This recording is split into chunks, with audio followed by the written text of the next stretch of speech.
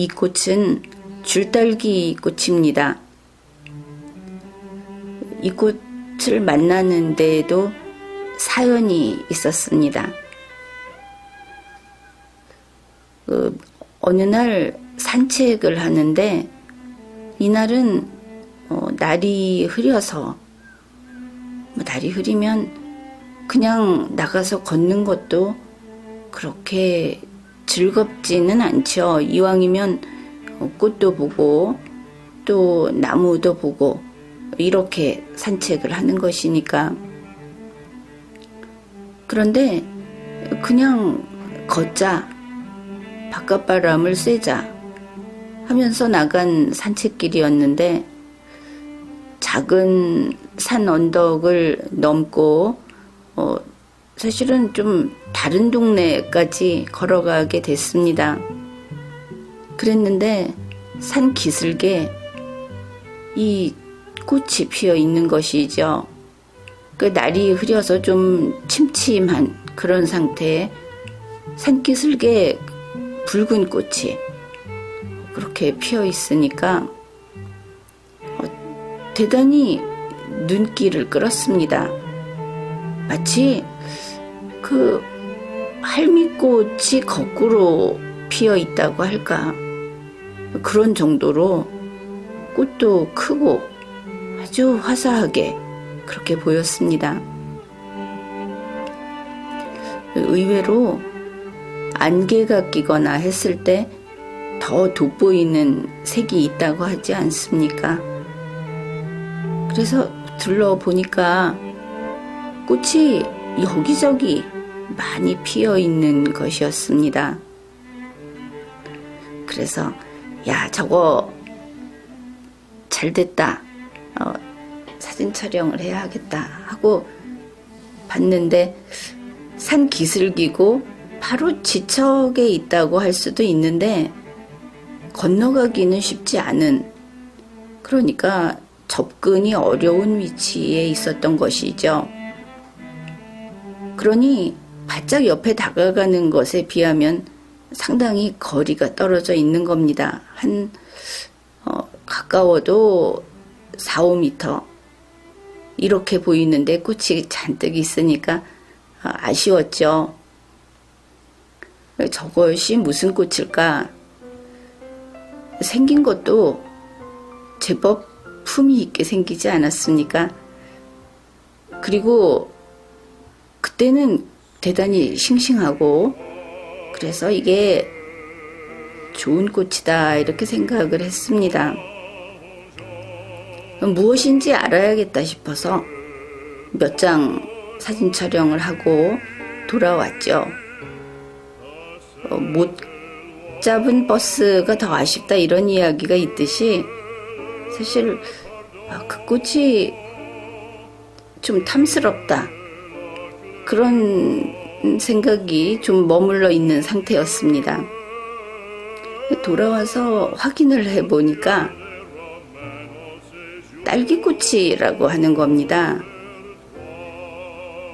덩쿨딸기 혹은 줄딸기라고 하는 딸기꽃이다. 처음에는 에이, 저게 어떻게 딸기꽃이지? 이렇게 생각을 했었는데 그걸 알고 나서 다시 들여다보니까 영락없는 딸기꽃인 겁니다. 가운데 부분이 저게 딸기가 되는 부분이 아닙니까? 아, 이게 딸기꽃이었구나. 물론 좀 시들해졌죠. 그리고 상태가, 그러니까 이제 다가가기가 어렵다 하는 것도 한 가지 좀 부정적인 요소기는 했고, 그렇지만 꽃은 꽃이다 이렇게 생각을 하고 다음날 다시 그 자리에 가보았습니다. 날씨도 맑았고 햇볕도 충분했고, 그런데 상황이 달라졌던 것이죠. 어제는 그렇게 예뻐 보이던 꽃이 밝은 햇볕 아래에서 오늘 다시 보니까 어쩌면 그렇게 흠이 많던지 우리가 살아갈 때도 이런 일은 종종 있을 겁니다. 그래서 서두르면 안 된다 그러는 것 아니겠습니까? 반드시 멈춰서서 잘 들여다보고 2번, 3번 신중하게 그렇게 관찰을 하고 생각을 하고 그런 다음에 판단을 해서 의사결정을 해야 한다. 이것은 어떤 경우에도 예외가 없는 것 같습니다. 할 수 있는 한 좀 사진을 촬영해 보려고 보면은 이게 좀 예뻐 보였지 하고 가면 꽃잎이 말라 있고 어떤 것은 꽃잎에 구멍이 나 있고 어떤 것은 변색되어 있고 그렇게 보니까 흠이 없는 꽃이 없다.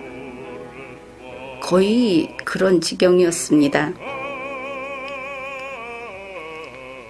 그러면은 2번이나 다시 온 셈이 아닙니까? 어제 오고 오늘 오고 수고를 한 것이 아까워서 대충 그냥 촬영을 해서 가져갈까? 아니, 그런 생각은 하지 않았습니다. 이제 그런 생각을 할 수도 있겠지 하는 이야기를 하는 겁니다. 그럴 수는 없죠.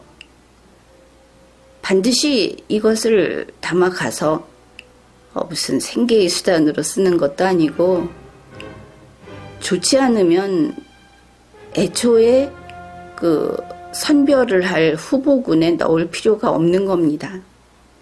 그렇게 문제가 많은데 그걸 가져가서 무엇 하자는 것입니까?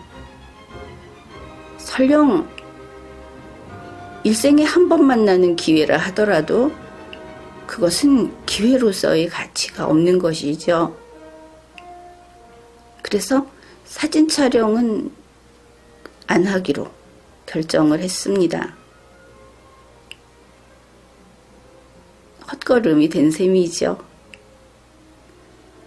그런데 돌아오는 길에 그쪽 산을 한번 지나서 다음 산 어귀쯤에 왔을 때 그 산 기슭에 더 큰 딸기밭이 있었던 겁니다.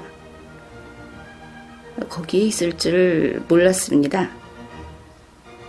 지난해만 해도 거기에는 그 꽃이 없었던 것으로 기억을 합니다. 산 기슭에 조금 안쪽으로 움푹 들어간 그런 지대인데 그 앞쪽에는 지난해까지는 좀 그 노부부로 보였는데 그런 분들이 밭고랑을 한 대여섯 개 그 정도 놓고 뭐를 심고 그랬습니다. 별다른 것을 심는 것도 아닌 것 같고 취미로 하는 것처럼 보였는데 물론 그곳이 그들의 그 사유지로 보이지는 않았습니다. 보통 그렇죠. 농작물 키우는 일은 대체로 좀 너그럽게 봐주지 않습니까? 그것이 예전에 그 우리 생활이 어려웠을 때 법원에서 판례로 나와서 좀 굳어졌죠. 이 농작물을 재배하는 것은 타인 소유의 소유지에 재배를 해도 그 수거권이라고 해야 할까? 그런 권한을 인정을 해 주었었습니다. 그냥 그 파헤쳐서 농작물을 못 쓰게 만들면 거기에 대해서 그 보상을 해주게 그렇게 됐었는데 요즘 몇 해 사이에는 그 판례가 좀 무너지고 있죠. 그 토지 소유권이 더 강력한 권한으로서 배척을 하는 것이죠. 농작물을 제거해달라 이렇게 요구를 하는 겁니다. 그렇게 바뀌는 것도 합리적인 면이 있다고 봅니다. 왜냐하면 도심이든지 어디든지 공터만 보이면 일단 가서 모종을 심고, 그리고 어느 정도 자라면은 수확기가 얼마 안 남았다 그러면서 그 토지 사용을 못하게 하는, 그 토지 주인으로서는 결국은 좀 어느 정도 그 대가를 지불해야만 자기 땅을 쓸 수 있는 이런 일들이 종종 있었습니다. 사실 그것이 어느 쪽이 옳다 하고 선을 긋듯이 할 문제가 아니고 리걸 마인드로 풀어야 하겠죠. 도심의 그 남는 토지에 식물을 좀 기른다. 그럴 수 있는 일이다. 그러나 그걸 가지고 나중에 보상을 가지고 다투는 정도까지 판례를 들고 나와서 이야기를 한다. 그것은 좀 지나친 일이다. 이렇게 양쪽 다 봐가면서 이해를 할 수밖에 없는 부분입니다. 그런데 여기도 뭐 그런 게 아닐까 그렇게 생각을 했죠. 그 농사를 좀 짓고 있는 그 뒤쪽에 올해는 유별나게 이 식물군들이 예전과 그 주인이 바뀌었다고 할까요? 이 주류가 바뀐다 하는 것을 자연 상태에서 때때로 봅니다. 전에는 가령 흰 꽃이 피는 나무딸기가 좀 흔했다. 그 산 아래쪽에 그 영역을 차지하는 게 주로 그런 식물군이었다. 이렇게 본다면 이번에는 이 줄딸기들이 그 자리를 빼앗은 것처럼 보였습니다. 딸기 나라에서 주도권 경쟁이라도 있었던 것인지, 혹시 혁명이 일어난 것인지, 어떻든 올해는 이 줄딸기가 많은 그 자리를 차지하고 번식하고 있다. 그런 것을 보았습니다. 지금 이 보이는 꽃은 멋지죠? 품위도 있고, 이 줄딸기 꽃은 상당히 꽃으로서도 아름답고 가치가 있는 것으로 보입니다. 또 한 가지 이런 그 자연 환경을 소개하고 우리가 함께 보면서 그 피드백이라고 할까, 그런 면에서 색다르게 느낀 점도 있어서 그 이야기도 해보겠습니다. 지금까지 이런 어떤 식물의 그림이라든지 영상을 보면은 비단 우리 리마연 채널만 그런 것은 아닙니다. 우리나라의 다른 이런 그 꽃을 다루는 채널이라든지 사이트라든지 이런 데를 보면 10중 8구 우리나라에서 나는 거의 모든 식물은 다 약초다, 이렇게 되어 있죠. 반드시 그렇습니다. 어떤 식물이 있으면 어디에 좋다, 어디에 약이 된다, 항암제다, 그렇게 이야기들을 합니다. 그러나 실제로 그 말을 듣고 그 식물을 채취해서 복용을 할 것인가, 거기에 대해서는 별로 그렇지 않을 것이라고 생각도 했습니다. 아무래도 의사의 그 처방이 있어야 하지 않겠습니까? 양방이든 한방이든. 그런데 그 식물을 보고는 항상 치료제 혹은 보약 이런 거하고 연결을 시키는 것이 우리의 그 옛 선대들 그 생활이 어려워서 한 60년대, 70년대 초까지만 해도 그 기아로 그 사망하는 그런 예가 많죠. 뉴스를 보면. 그런 어렵게 살았기 때문에 그런 것이 아닌가 그렇게도 볼 수 있고, 또 우리 이 한반도에서 살아온 우리의 그 선대들은 강력한 그 무력을 가지고 국가를 유지하지 않았죠. 문화국가라는 것이 특징입니다. 수준 높은 그 학문적인 혹은 철학적인 그런 질서를 가지고 1000년 왕국, 500년 왕국 이런 것들을 지켜온 그것이 우리 나라입니다. 우리 이 한반도인 것이죠. 그러다 보니까 뭐 부자가 될 일이 있었겠습니까?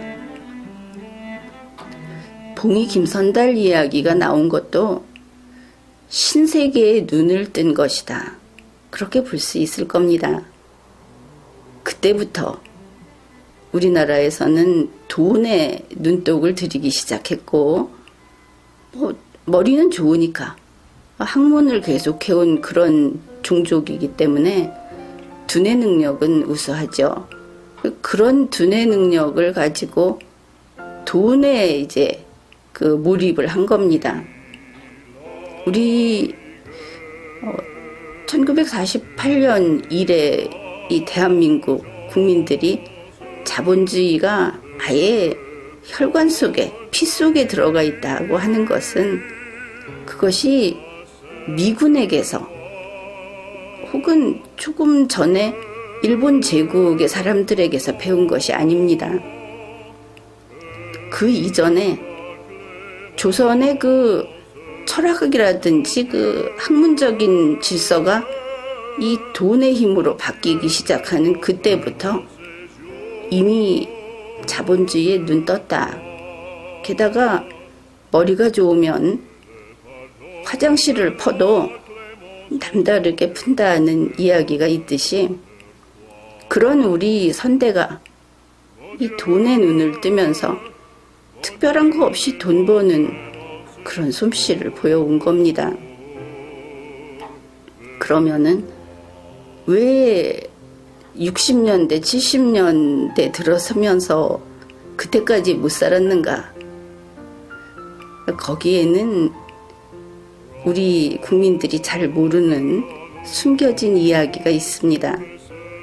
엄청나게 돈을 벌었고, 그리고 그만큼 사업도 크게 벌였었는데 속칭 폭망한 것이죠. 그런 이야기는 또 시간이 되면은 차차 또 조금씩 해보기로 하죠. 그래서 우리는 그 돈을 버는 재주가 있다는 겁니다. 특별히 그 남에게 속아 넘어가지만 않으면 스스로 그런 능력이 있다. 그런데도 그럼에도 불구하고 식물만 보면 잡아먹어야지 뭐 이런 이야기를 하는 것은 왜 그럴까? 이것이 혹시 민간을 통해서 학습된 것인가? 아니면 이 땅에는 정말 온갖 약초가 자라는 땅인가? 그런 것도 궁금해집니다. 이 딸기를 보면은 딸기라는 그 열매를 생각하지 않습니까? 그 열매가 그렇게 맛 좋은 열매인가? 과일이라고 할 수 있는가? 서양인들이 블루베리 이런 것을 상품화하기는 했는데 우리 딸기는 그렇게 상품화는 되지 않았죠. 아직은 판매하고는 있습니다만 그 정도는 아니다. 우리는 그 커다란 이것과 구분을 하면 양딸기라고 해야 되겠습니까? 그 큰 딸기를 주로 과일로 먹고 있는데, 그래도 이 딸기 나무를 보면 누구나 딸기 따먹던 추억, 그리고 딸기 열매에 대해서 이야기를 합니다. 얼마나 좋습니까?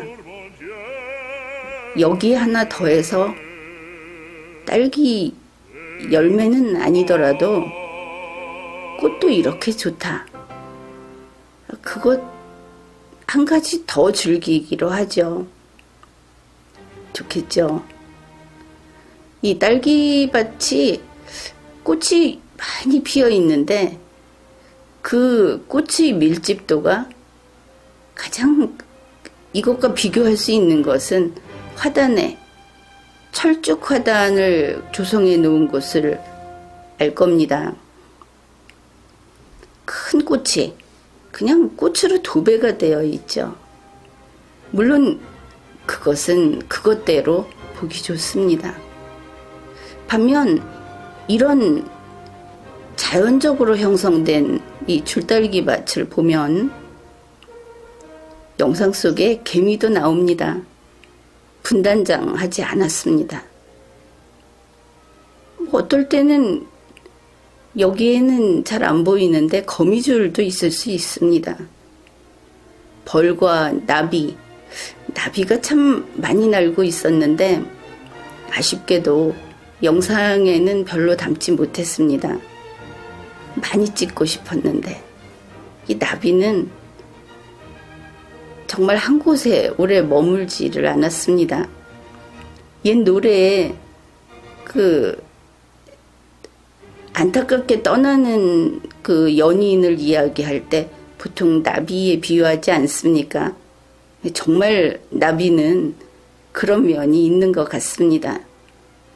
이렇게 자연적으로 형성된 딸기밭, 꽃이 그래도 제법 많고,